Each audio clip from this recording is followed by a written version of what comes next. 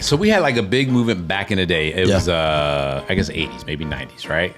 Remember BDP, Boogie Down Productions? MC Lyte, they all did this thing, self-destruction. And we talking about black on black crime and hoods, da-da-da.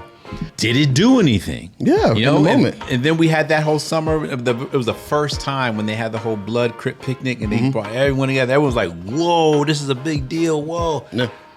Did it do anything? So, you know, then you got Quavo, you know, now promoting anti-gun violence, stuff like that. You know, once his nephew got killed, of course, that sparked that whole thing. But it's like, is it going to do anything? You asked why. I have a reason why. Let me hear it. So back to what I was saying.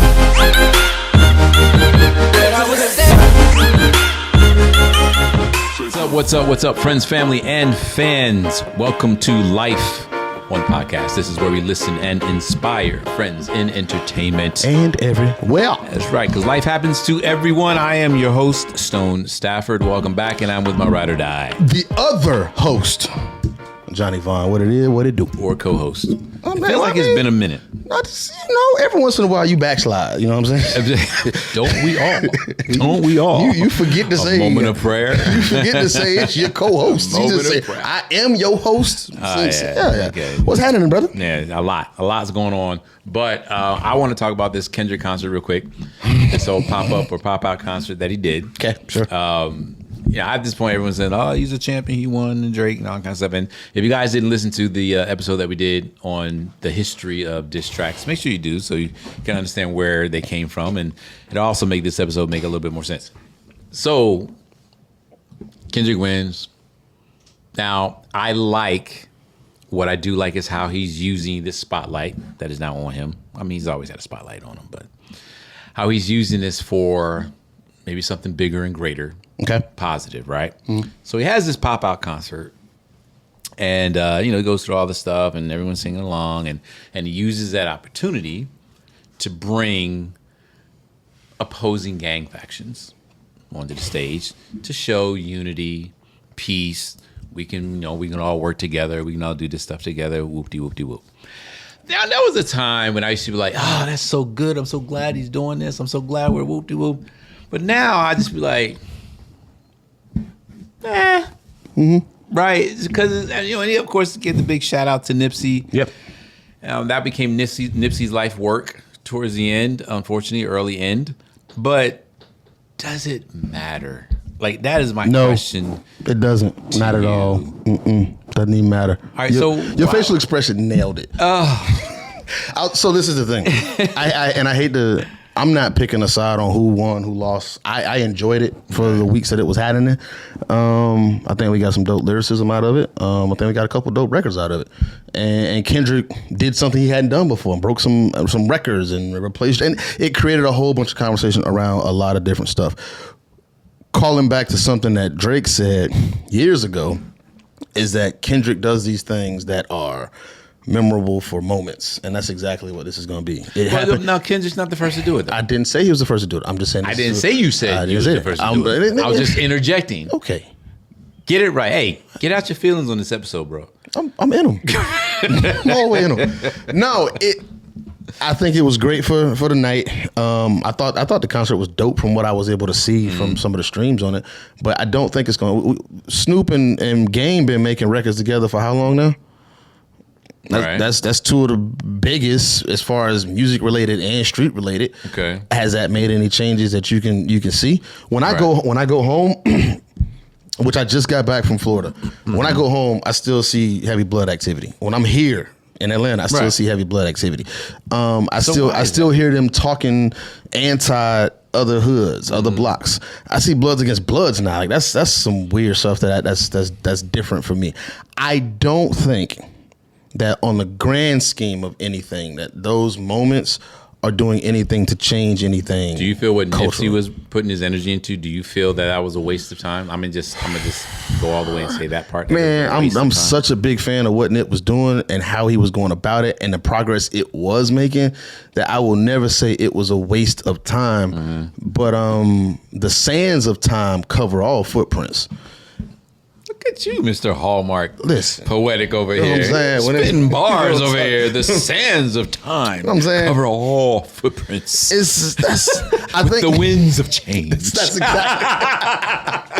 I really feel like that's what it is. We've had this conversation a number of times where I Right. don't think we've got enough momentum to sustain something for it to be gravitationally changing permanently. But why? To where 'Cause it pulls things in and makes it But why? stick. So we had like a big movement back in the day. It Yeah. was, I guess, 80s, maybe 90s, right? Remember BDP, Boogie Down Productions? Yeah. MC Lyte, they all did this thing, self-destruction. Self-destruction. You're headed for self-destruction. And we talking about black on black crime Right. and hoods, da-da-da. I mean, nice. Great. Did it do anything? Yeah, in the moment. And then we had that whole summer. It was the first time when they had the whole blood crip picnic and they brought everyone together. Everyone was like, whoa, this is a big deal. Whoa. Yeah. Did it do anything? So- then you have Quavo, now promoting anti-gun violence, stuff like that. Once his nephew got killed, of course, that sparked that whole thing. But it's like, is it going to do anything? You asked why. I have a reason why. I don't know if it's the right one, but me it hear makes it. sense to me. Let me hear it. How much does bread cost right now? Bread? Yeah. I actually literally haven't bought bread in a minute, but I think it's like $3.59. That's such almost a $4. rich good thing to say. That's so rich. I ain't bought no bread. I'm just How's that? I was gonna say, how's that rich? No, that's I'm working on something. Hey, look at it.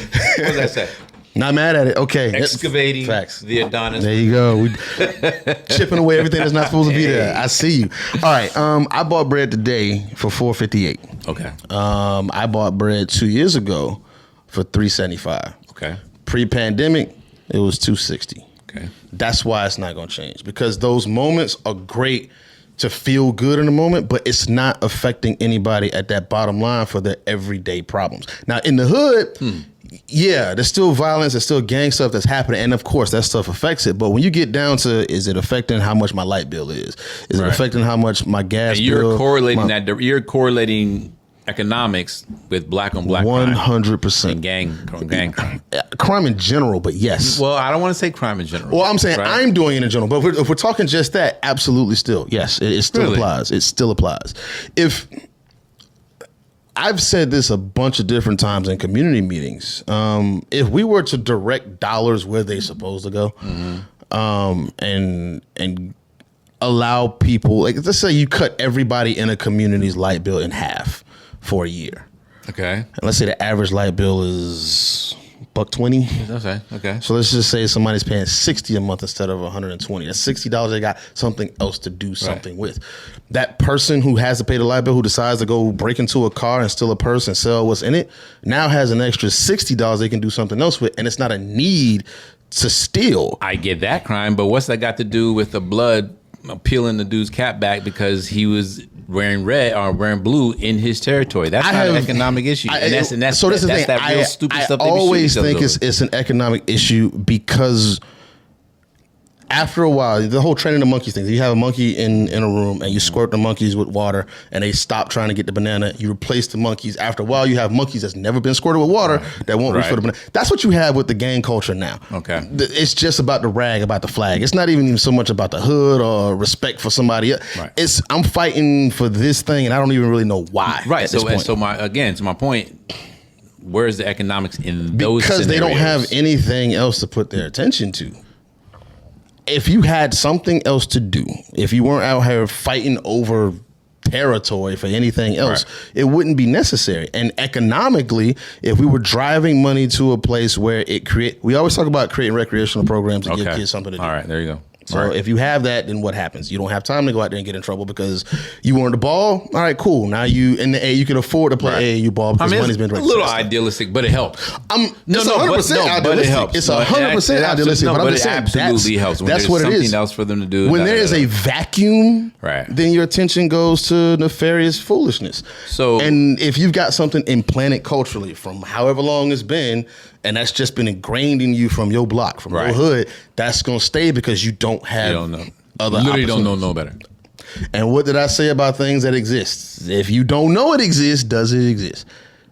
We're not going down that rabbit hole. But I'm just again. saying, for that person, if they have no other options, if they don't know, this is all they know. That's the key phrase for that person. Well, that's what I always said it was. Oh, yeah, okay. I'm just so that's my answer to it. Those moments, no, I don't think they're going to do anything because it's not going to change the lives of people individually on a day to day.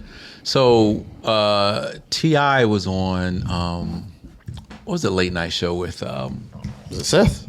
Noah, Trevor Noah. Oh, anyway, Trevor's old show. Yeah, Trevor Noah show. All right. So he was on there, and Trevor Noah asked him what I've asked on this podcast before, and he's like, you go out there talking about something, put the guns down and start killing each other, whoop de whoop. He said, but then you go and you write a song about blowing dudes away and F the police and da-da-da. So on one hand, you're like anti-violence, anti-guns, and then you go and you write and put out records that are just the opposite of what you got finished talking about. And so he says, do you think that perpetuates the problem? T.I., and he was praised for his response. And look, I'm not knocking T.I., I'm just saying. He said, hip-hop was all about telling the story of what goes on in the hood. Now, when I heard him say that, I was like, here we go with this explanation. And so, and all they're doing, if he said, if you want to change the story that they're telling, then change what goes on in the hood. And da-da-da. And I was like, okay, I can see right now a bunch of people like, yes, tell him, T.I., woo. And the whole article gave him praise, that is the most articulate answer we've heard, and there's no rebuttal to it, blah, blah, blah. And I was like, BS. Okay. Now, I'm not saying T.I.'s answer is BS, but I think it is incredibly incomplete and it is outdated. Okay. Here's why. Hip hop started out as reporting what went on in the hood. And it turned into glorifying what goes on in the hood to the point where we literally have a genre of rap now, drill, where you got dudes committing it first so they can write about it. That is absolutely a problem. And that does perpetuate the issue. So I hear what T.I. is saying. It's just an outdated argument because one, hip hop is barely hip hop anymore. It's rap at this point, which is trap and then drill and all that. It's not hip hop. And I really wish people would stop calling rap hip hop, but that's a losing argument. So I'm not going to wave the flag. But this will be one of those things that goes to, speaking of flags, in correlation to what I was talking about earlier, as your generation moves out, and my generation and generation behind me starts to take over, that meaning is going to be something completely different. And I think we're already in the midst of that. I think it's already changed because you've got absolutely already changed. Yeah, you've got even old heads who are recognizing that it's changed and are using it non-interchangeably. Yeah. So I think with that. That's a sad thing when words lose their meaning. And I don't think so. I think meaning. that's the natural progression of words. Yeah, I'm just saying it. I didn't say it doesn't happen. I said it's sad. Oh, okay. You know what I mean? Because when you lose the original, we just had this talk the other day where I saw a shirt. When I grew up in the 70s, my mom had this shirt and it was rainbow colored, right? Okay. And I had one that was like it. I liked it because it was like my mom's. But then two, I always loved rainbows, right? We have jacked the meaning, if you will, of the rainbow. The rainbow, you always equated it to just happiness. Yeah. And that's what all throughout growing up, that's what the rainbow always meant. Obviously, it doesn't mean that anymore. Well, it still does. It's got multi-meanings now. Well, and you have to accept the fact that it means a different kind of happy. At the end of the day. So when I say it, so that's where it kind of is sad when things lose their original meaning. Like Billy Carson was going on this whole thing. Something like, when you say Jesus, you're really saying Hail Zeus. And I was like, dude, what? I mean, no, he didn't go far enough back in his etymology. This one I went on for myself. And and I'm not going to get into it, but when you get to the Iesus, IESUS, when you go from the definitive to the cognitive to the when you break down literally the grammar of it back, Iesus literally is the Hebrew alternative of Jesus. Period. Where he got the Zeus from, he used the wrong what's the grammar word? Not tense. All right, so I'm just say I don't know the grammar thing, but he used the wrong connotation of that. You understand what I'm saying? Which, and I'm like, I can see where he got it, but he misinterpreted the wrong part. That's my point saying. But there's a lot of people that buy into that. Tosh bought into it.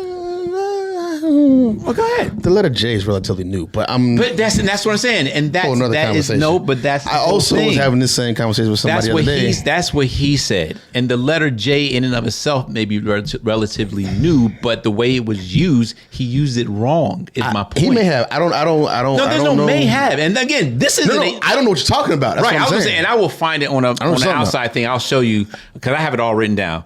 But my whole thing was this isn't a Stone opinion. That's like, you know, we shouldn't have got on this. Well, my point is saying, going back to my point, I can't believe I remember it, was how when things lose their original meaning, and they adopt new meanings, right? It can send, especially when you have generations that cross. When you grew up on what it originally meant, and then you have someone coming up with a new meaning, you're going to have this cross section where y'all going to bump heads. This is true. You see, and that's what we're running into. I was about to share. I was having a conversation the other day about the word. Somebody asked me about amen. And asked me, they had stumbled across something, and they were like, was this where it came from? And I said, yes.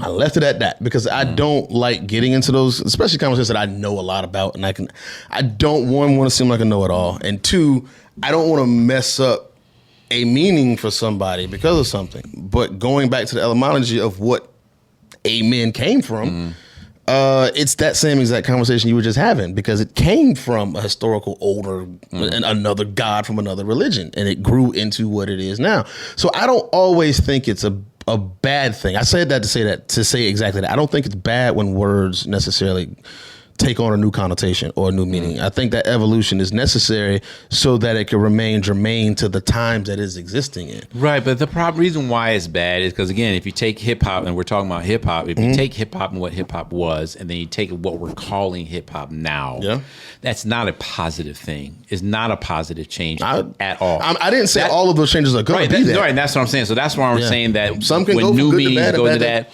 sometimes it sucks. And in the case of hip-hop, it sucks. You know what I mean? It really does suck because, you know, so we went from reporting in the hood to glorifying. Sure. And anyone that says that we don't glorify, I don't know what rock you're living under at this point. You're in extreme denial. You know what I mean? So anyway, so I didn't agree with T.I.'s explanation. I understand why he explained it, but it's an outdated explanation at this point. I think the cool thing about the explanation he gave was that it was one, I remember seeing it, and I remember it being touching for the people who needed to hear it and who he was talking to.